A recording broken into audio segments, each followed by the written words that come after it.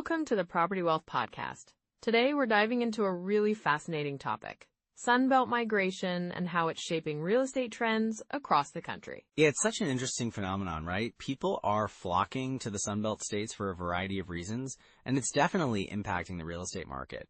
Exactly. So we're going to explore what's driving this migration and how it can create opportunities for investors looking to build long-term wealth. We'll also discuss key markets to watch, the types of properties that are really gaining traction, and some practical tips on how to navigate this changing landscape. Plus, we'll touch on what to consider if you're thinking about investing in these areas. There's a lot to unpack, so let's jump right in. Sounds good. First up, let's talk about what's causing this mass movement to the Sunbelt and why it matters for real estate investors. You know, Sarah, when we talk about the Sunbelt migration, it's really about understanding this broader trend that's affecting how people make decisions, especially those over 40. Absolutely. I mean, it's not just about moving to a warmer climate, right? It's about lifestyle changes, retirement timelines, and building that financial security. Exactly. So think about it this way. People in their 40s and 50s are often starting to seriously consider retirement. They're looking at their investments, and a lot of them are realizing that with inflation creeping up, they need to protect their wealth. Real estate has always been a solid option for that. Right, and the Sunbelt states, they seem to be offering a lot of opportunities. You've got states like Florida, Texas, and Arizona seeing huge influxes of people. It's like a perfect storm for real estate investors. Yes, and what's interesting is that some of these folks moving down are not just looking for a place to retire. They're looking for affordable housing. And that's creating a demand that, keeps prices relatively stable. Yeah, and let's not forget about that emotional side of things. Many people want to feel secure as they approach retirement. Owning property can provide that comfort, knowing you have something tangible, a place that can appreciate in value over time. Absolutely. I've spoken to investors who, after selling their homes in, say, California, moved to Texas. They were able to buy a larger property for less money, and they felt a sense of freedom and security that they hadn't experienced before. That's a perfect example. And there's also the aspect of wealth transfer. Many people over 40 are thinking about their legacy, right? They want to pass on something valuable to their kids or grandkids. Exactly. Investing in real estate not only helps with personal financial security, but also builds a foundation for future generations. Imagine being able to pass down a rental property or even a vacation home. It can create a stream of income for your family long after you're gone. And, with the current economic climate, we're seeing a lot of uncertainty. Inflation is a huge concern for many. Real estate often acts as a hedge against that. As prices rise, so do rents and property values. It can be a smart way to keep up with inflation. Right. And I've seen investors who've been able to weather economic downturns because their properties maintain value and they generate cash flow. I remember one couple I worked with. They had purchased a duplex in Florida. Even during a tough economic period, they managed to keep their tenants in place. That's fantastic. And it shows the importance of location, too. The Sunbelt markets are growing, and people are moving there not just for the weather, but for job opportunities and lifestyle changes. Yes, and there are so many young families relocating too. With remote work becoming more common, people aren't tied to high-cost areas anymore. They're searching for space, affordability, and a better quality of life. It's like a ripple effect, right? As more people move to these areas, it can drive up demand, which, in turn, can lead to increased property values. Exactly. And for someone over 40, this is the time to be thinking strategically. Like, how can I position myself to take advantage of these trends? And it's not just about jumping in without a plan. It's about understanding the market dynamics, what types of properties are in demand, and how you can leverage that. Yes, and there's also the whole idea of community. Many of these Sunbelt areas are becoming vibrant places to live with amenities that cater to different lifestyles. Oh, for sure. Think about it. Golf courses, parks, cultural events. It's not just about the investment. It's also about how you want to live your life. And that's such a crucial point. As people hit their 40s and beyond, they start thinking about lifestyle changes. They want to enjoy life while still preparing for the future. Exactly. And real estate can provide that balance. It's like a vehicle for not just financial growth, but also personal fulfillment. I remember a client of mine who, after moving to a warmer state, decided to invest in a property close to a golf course. It wasn't just an investment, it was a lifestyle choice. He felt happier and more relaxed, knowing he had that space to enjoy. That's a great example. It's about creating a life you love while also thinking about your financial future. And let's not forget about the community aspect. Many of these Sunbelt cities are becoming melting pots of culture and diversity, which can be very appealing to those looking to connect and find a sense of belonging. Yes. Plus, for people over 40, it's often about finding a community where they feel they can thrive, not just survive. Exactly. And as we transition into looking at core strategies for investing in these markets, it's important to keep in mind that it's not just about the numbers. It's about enhancing your life, securing your future, and building a legacy for those you care about. Well said, Mike. Let's dive into those strategies next. So when we talk about investing in these Sunbelt markets, one of the first things that comes to mind is the 1% rule. Right, I've heard about that. It's a pretty simple concept, isn't it? Exactly. The 1% rule suggests that your monthly rent should be at least 1% of the purchase price of the property. So if you buy a property for $200,000, you should aim to rent it for at least $2,000 a month. That makes it easier to gauge if a deal is worth pursuing, right? Yeah, it's a quick way to filter out properties that might not cash flow well. But keep in mind that it's not the be-all and end-all. What do you mean by that? Well, in some markets, especially more expensive ones, you might find properties that don't meet that rule, but still have a strong potential for appreciation or other benefits, like tax advantages. Got it. So it's just one tool in your toolbox then? Exactly. And another one is the 50% rule. This one's about estimating your expenses. You can assume that, on average, about 50% of your rental income will go toward expenses. So things like property management, maintenance, taxes, insurance, and, those unexpected costs that always seem to pop up. Yeah, like a leaky roof or something. Right. So if you're expecting $2,000 a month in rent, you might want to budget around $1,000 for those expenses. This can really help you determine if a property will cash flow positively. That's super practical. Are there other ratios or rules of thumb that investors should know about? Absolutely. Another important metric is the cap rate, or capitalization rate.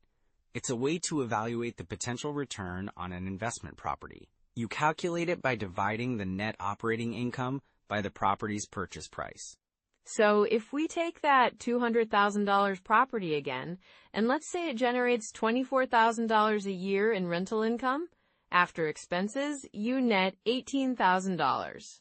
What's the cap rate there? Good example.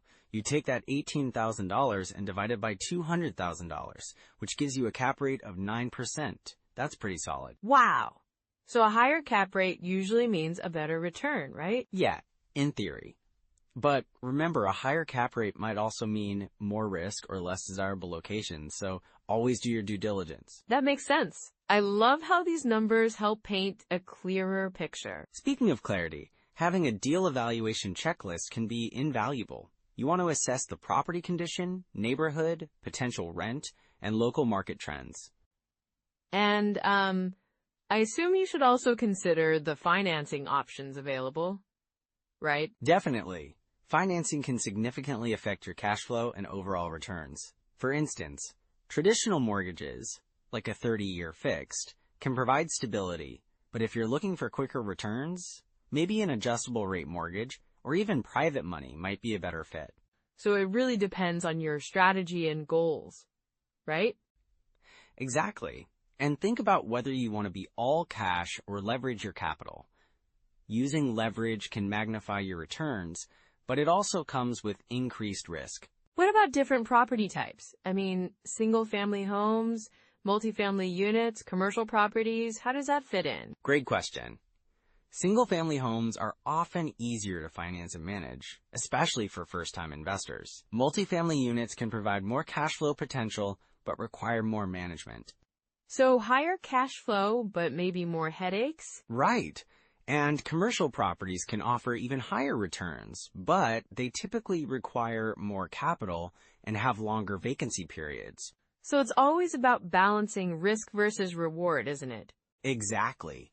Each type of property has its pros and cons, and it really depends on your investment strategy and comfort level. And with the Sunbelt markets, what should investors be looking for in terms of location? We'll look for areas with strong job growth, population growth, and good infrastructure. Cities like Austin, Phoenix, and Tampa have been popular for a reason. They have thriving economies and are attracting new residents. So it's all about understanding the trends, right? Yes, and consider local amenities. Schools, parks, and public transport can really influence rental demand. I love how all these pieces fit together.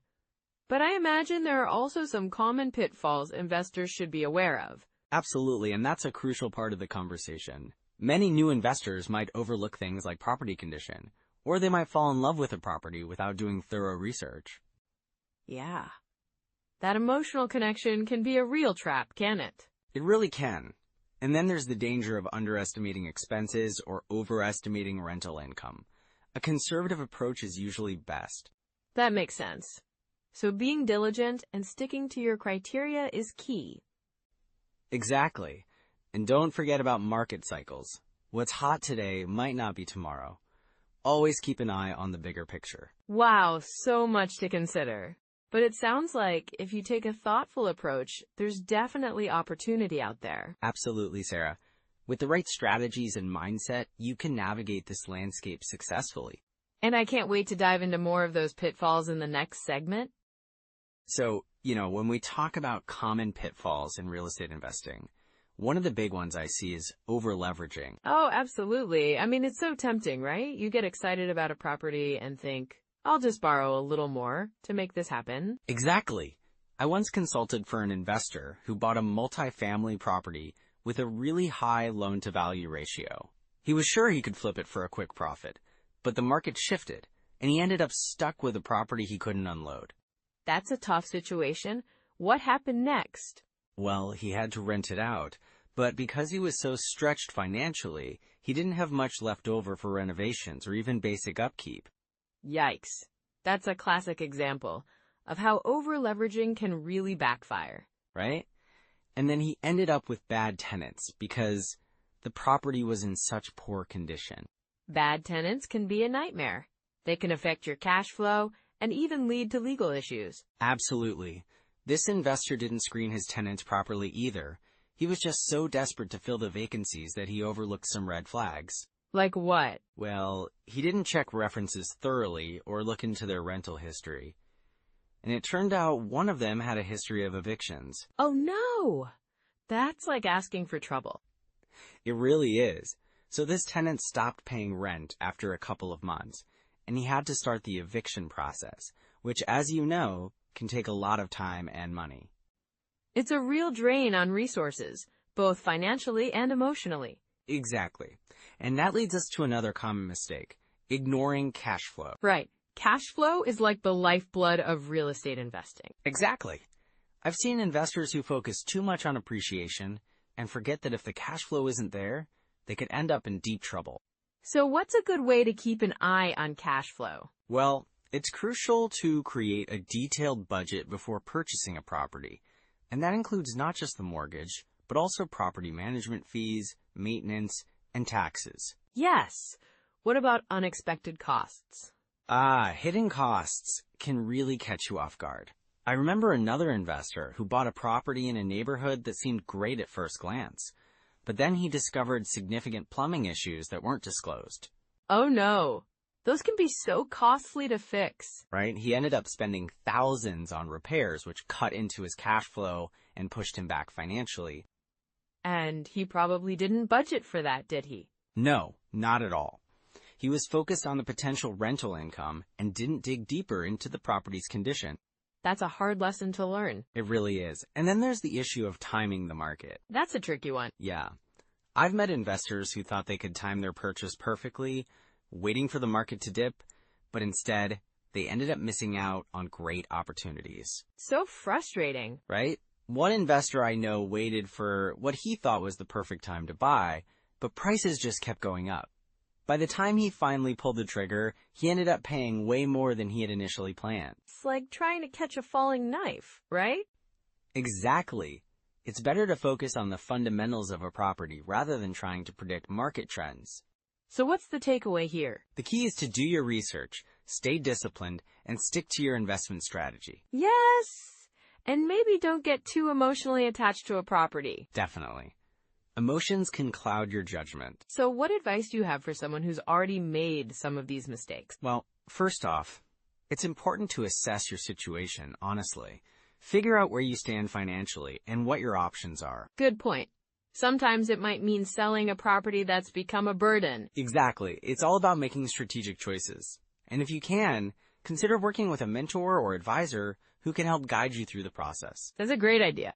Also, remember that real estate is a long-term game, so don't let short-term setbacks derail your overall plan. That's so true. It's easy to get discouraged, but persistence really pays off. Yes, staying focused on your goals and being willing to learn from your mistakes can lead to better decisions in the future. And seeking out resources and education, like this podcast, can really help, right? Absolutely, Sarah. The more informed you are, the better prepared you'll be to navigate the challenges of real estate investing.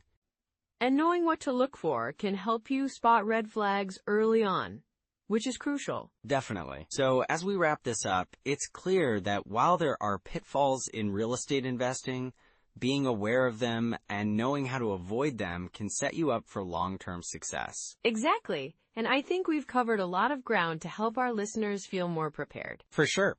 So shall we move on to some actionable next steps? Let's do it. All right, so let's dive into some immediate steps people can take right now, to really leverage these trends we've been discussing. Yeah, absolutely. I think the first thing is to get familiar with some tools that can help you in your real estate journey. For sure. One of the most popular tools out there is Zillow. It's great for researching properties, checking out price trends, and getting a feel for a market. You can even see how long properties have been listed, which can give you insights into demand. Right, and don't forget about the local MLS access. Having that direct access can really help you spot good deals early. If you can, try to connect with a local realtor who can give you that access. Exactly. And while we're on that topic, there's the Bigger Pockets calculator. It's super useful for analyzing potential deals. You can input your numbers and it'll help you figure out if a property is worth pursuing. That's a great tool. And for those looking to rent out properties, Rentometer is fantastic for checking rental prices in your area. You want to make sure you're setting competitive rents, right? Yeah, you want to be informed. Also, DealCheck is another app that can help you analyze properties. It's pretty user-friendly and offers a lot of useful features for investors. Totally. And while technology is great, I think it's also important to pick up some good books. One that I always recommend is The Book on Rental Property Investing by Brandon Turner. It's packed with practical advice. That's a classic. Another one I love is Rich Dad, Poor Dad by Robert Kiyosaki. It's not just about real estate, but it really sets the mindset for building wealth. And speaking of mindset, listening to podcasts can be super beneficial too. The Bigger Pockets podcast is a fantastic resource. They cover a wide range of topics and have real investors sharing their experiences. Yes, and also consider joining a local meetup group. Just getting out there and talking to people who are in the game can be incredibly motivating. You can learn so much from their experiences. Definitely. And even if you can't find a local group, there are plenty of online forums and communities where you can connect with other investors. Right, and I think it's important to set some habits, maybe start small, like analyzing one deal per week. It doesn't have to be overwhelming. Just a little bit of consistent effort can go a long way. That's a great idea. And, reviewing your local market trends regularly can help you stay informed. Make it a weekly or monthly routine to check in on what's happening in your area. Absolutely. And don't forget to keep an eye on those migration patterns we talked about. If you see a lot of people moving to a particular area, that could be a good sign for future investment. Right. And remember, it's all about starting where you are.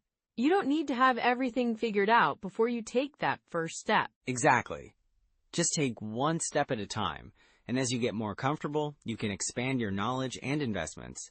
So with these tools and habits, you're really setting yourself up for success. It's exciting to think about where this journey can take you. Yeah, and the best part is that you can always adjust your approach as you learn more. Real estate is a journey, not a sprint. That's such a great perspective. So those are some practical first steps. Now let's bring this all together. Well, as we wrap up this conversation about Sunbelt migration and the current real estate trends, I think we can highlight a few key takeaways. Absolutely. First off, the trend of people moving to the Sunbelt states is really reshaping the real estate landscape. We're seeing increased demand in these areas, which can present great opportunities for investors. Right, and also, the growth in remote work is allowing more people to choose where they live based on lifestyle rather than just their job location, which is quite powerful. Yeah, that opens up a lot of possibilities. And let's not forget about the importance of understanding local market dynamics. Each area has its unique factors driving demand, so doing your homework is crucial. Exactly, and finally, we discussed how investing in emerging markets can yield higher returns, especially if you get in before the prices start to reflect that growth. It's all about being proactive and informed, right? Real estate can truly be a path to long-term wealth if you approach it thoughtfully. Absolutely. And for those listening, remember, building wealth through real estate isn't just a dream. With the right strategies and mindset, it can be a reality at any age. Definitely. If you found value in today's episode, please take a moment to like and subscribe. We'd love to hear from you too. Comment your biggest takeaway or any questions you might have. And don't forget to share this episode with someone over 40 who's looking to invest in property. It might just inspire them to take that first step.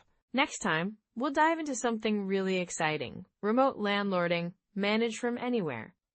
So if you're curious about how to manage your properties effectively from a distance, you won't want to miss it. Yeah, it's going to be a great discussion. Thanks for joining us today, everyone. We appreciate you being here. Until next time, take care. See you soon.